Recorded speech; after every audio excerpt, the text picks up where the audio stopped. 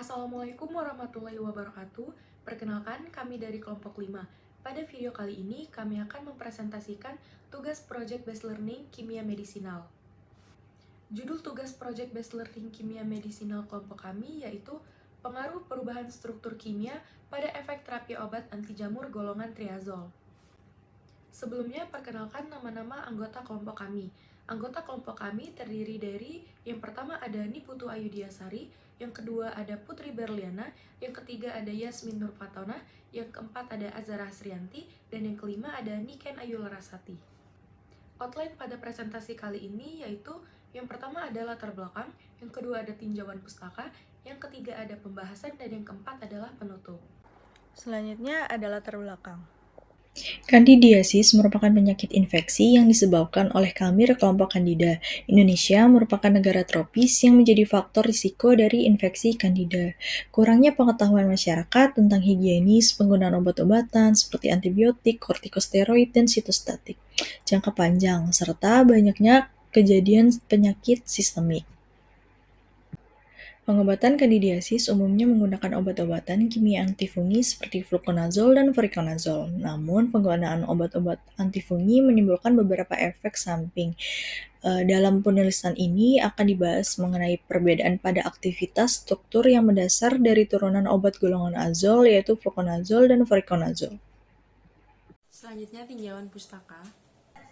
Anti jamur atau antimikotika adalah obat-obatan yang berkhasiat menghentikan pertumbuhan atau mematikan jamur.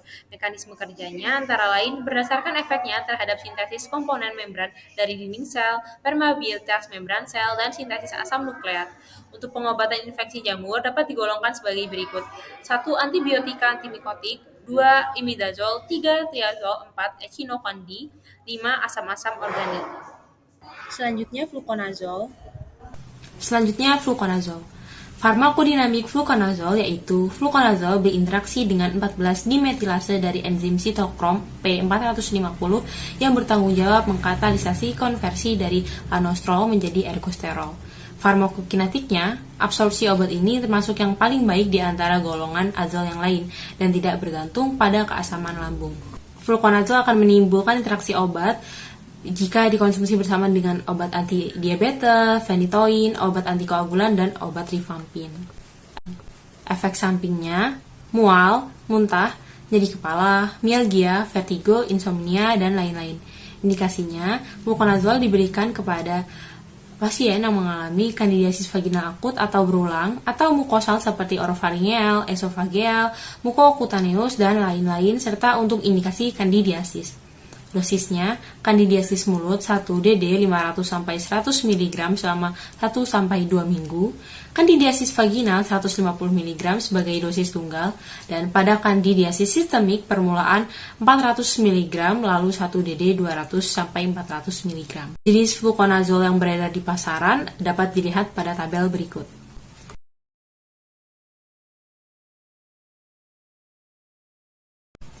Selanjutnya voriconazole. Farmakodinamik voriconazole sama seperti obat azal lainnya.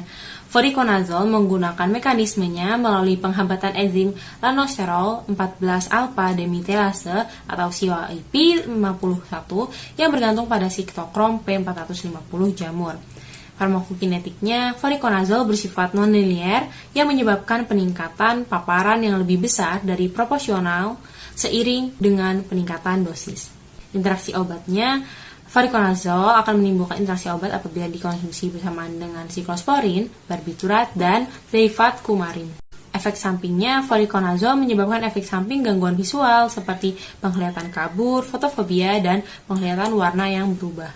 Indikasinya, voriconazole diberikan kepada pasien dengan indikasi infeksi Aspergillus dan Candida.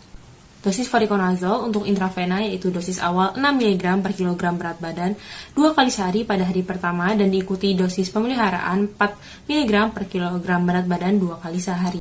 Jenis voriconazole yang beredar di pasaran yaitu Viven atau Pfizer tablet 200 mg dan bubuk injeksi 200 mg.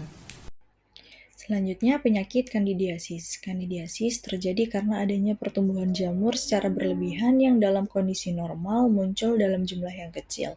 Jamur kandida dapat menyebabkan infeksi di seluruh tubuh manusia dalam bentuk akut, subakut, atau kronis. Selanjutnya, pada penyakit kandidiasis terdapat epidemiologi. Insiden kandidiasis global diperkirakan mencapai 750.000 kasus per tahun atau 2,1 hingga 21 kasus per 100 penduduk, dengan angka kematian lebih dari 40% dan biaya perawatan diperkirakan $46 per kasus. Shock septic karena kandidemia menyumbang sekitar 19% kasus. Selanjutnya ada etiologi. Penyebab utama kandidiasis adalah Candida albicans pada 70-80% kasus. Penyebab lain yaitu ada Candida glabrata, Candida tropicalis, dan lain-lain. Selanjutnya terdapat patogenesis. Mekanisme patogenesis infeksi itu dimulai dengan perangkaitan Candida pada sel epitel akibat glikoprotein pada permukaan Candida dan sel epitel.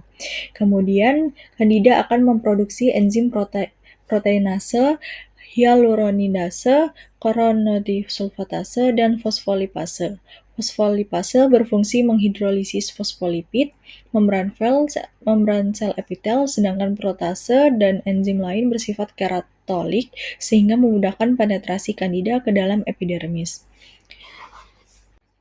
Selanjutnya terdapat manifestasi klinis, yaitu berupa akut, subakut, dan kronis. Kemudian ada faktor risiko. Faktor risiko paling penting terjadinya infeksi pada Candida albicans yaitu pemakaian antibiotik, pemasangan akses vena sentral, prosedur pembedahan, neutropenia, nutrisi parenteral, penggunaan kateter urin, serta beberapa penyakit lainnya. Untuk diagnosisnya itu berbagai teknik diagnosis dan metode deteksi non-kultur menggunakan biomarker serologis yaitu ada 1,3-B-D-glucan atau BDG, lalu tes antibodi manam dan antimanan, dan serta polymerase chain reaction atau PCR.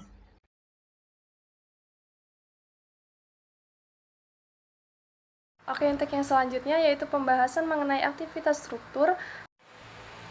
Untuk pembahasan yang pertama yaitu mengenai struktur kimia dari azol, di mana sepertinya sudah dijelaskan oleh teman saya sebelumnya di bab tinjauan pustaka, azol merupakan salah satu golongan dari antimikotika atau antifungi, di mana azol merupakan suatu molekul yang berbentuk heterosiklik dan aromatik yang terdiri dari 5 anggota dan terdapat paling sedikit 1 atom hidrogen serta 2 ikatan rangkap.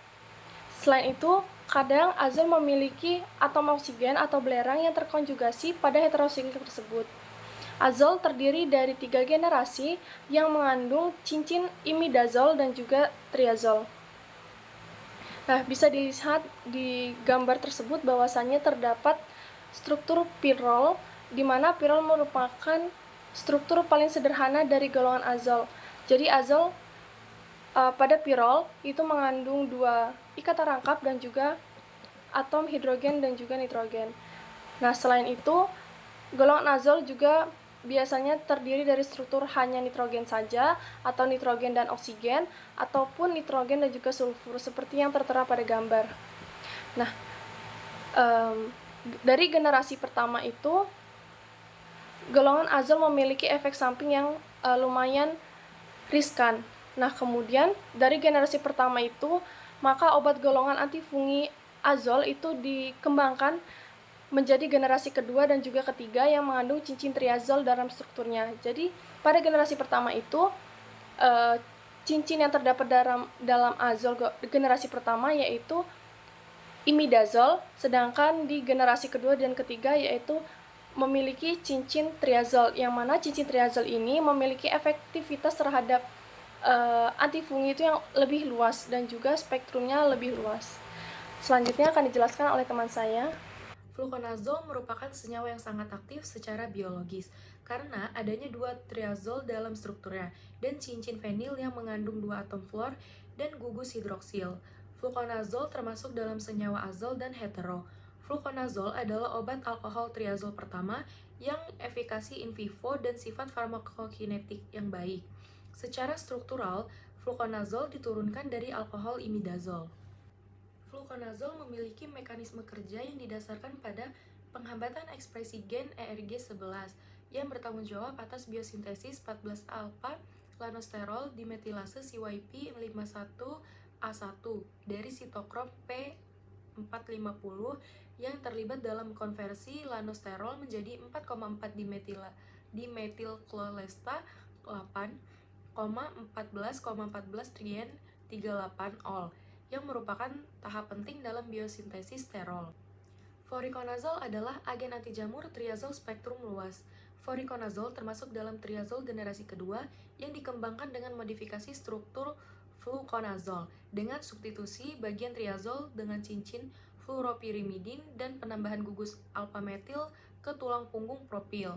Cincin fluoropyrimidin meningkatkan potensi anti jamurnya, dan penambahan fluor ke struktur cincin ini pada posisi 5 meningkatkan kemanjuran in vivo. Hubungan perubahan struktur kimia fluconazole dan voriconazole. Voriconazole dikembangkan melalui modifikasi struktural fluconazole dengan substitusi bagian triazol dengan cincin fluoropyrimidin dan penambahan gugus alpha-metil ke tulang punggung propil. Penambahan gugus dimetil meningkatkan afinitas voriconazole, juga cincin fluoropyrimidin meningkatkan potensi anti jamurnya, dan penambahan fluor ke struktur cincin ini pada posisi 5 meningkatkan kemanjuran in vivo.